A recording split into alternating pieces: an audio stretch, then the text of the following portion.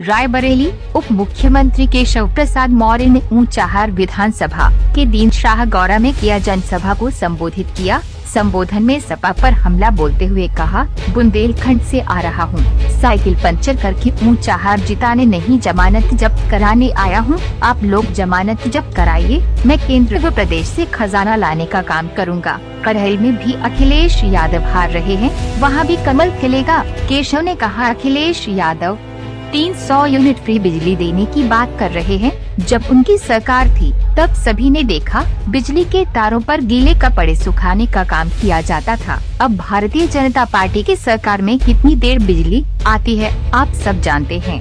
सड़कों का जाल हमने बिछाया, सड़क बनवाने का हमने काम किया और वे कहते हैं कि हमारी सरकार में सड़कें बनी। हमारी सरकार में बिना भेदभाव के सभी योजनाओं का लाभ सबको मिल रहा है। अखिलेश यादव की जब सरकार बनी थी तब उन्होंने कहा था कि योजनाएं मुसलमानों के लिए है, हमारे लिए चाहे हिंदू बेटियां हो या फिर मुसलमान बेटियां सभी बराबर हैं और सबके लिए हमारी योजनाएं लागू है। वो कहते थे ये हमारे जो संसाधन है वह कब्रिस्तानों के लिए हैं और हम कहते हैं कि हमारी योजनाएं उन सभी गरीबों के लिए हैं जो पात्र हैं।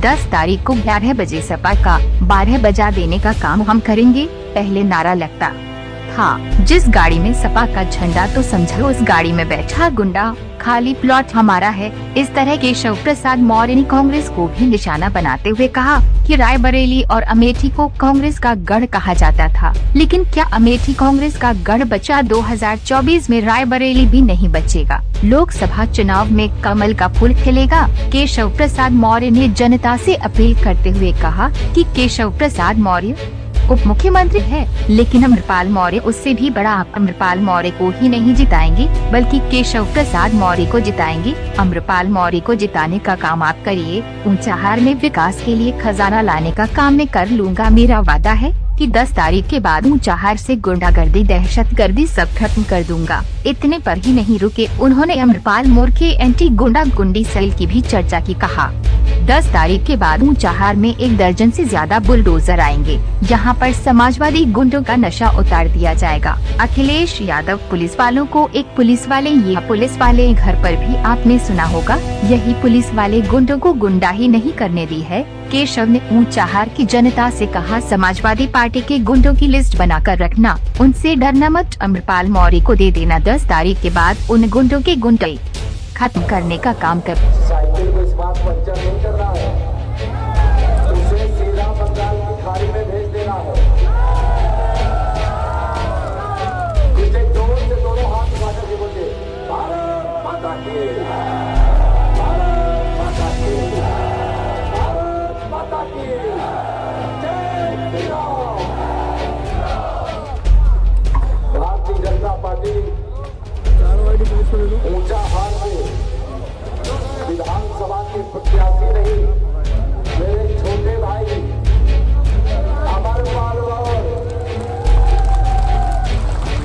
जिन्हें आप सबके बीच में भारतीय जनता पार्टी के संपूर्ण नेतृत्व में एक राष्ट्रवादी, एक गरीबवादी, जरूरतमंदों की जरूरत के हर समय खड़ा रहने वाला मेरा छोटा भाई आपका प्रत्याशी बनकर के आया है। मैं आप सबसे यहाँ पर